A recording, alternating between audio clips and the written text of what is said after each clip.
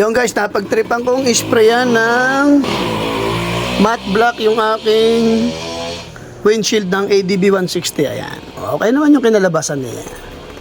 Ayan. Sa loob ko siya inisprayan. Ayan. Sa loob ko siya inisprayan. Matte black. Ayan. Para makinis sa labas. Ganyan siya. Ayan. Let's go. Kabit na natin. Ayan. Guys, inisprayan ko nga pala yung aking stock na windshield. Ayan. Inisprayan ko siya. Sa loob ko siya inisprayan ng matte black. Ayan. Matte black ang spray ko. Ayan. Nagsawa na kasi ako sa clear. Kaya inisprayan ko siya ng matte black. Ayan. Tingnan natin kung okay ba siya. Let's go.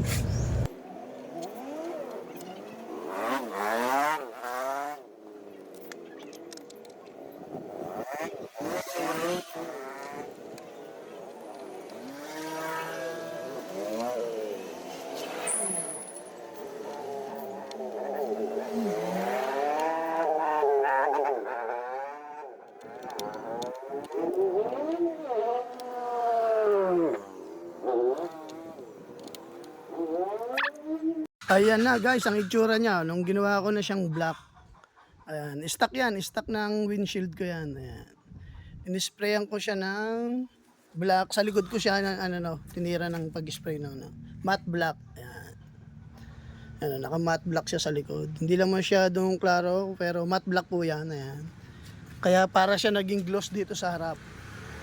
Ayun guys, maraming salamat. Bye-bye.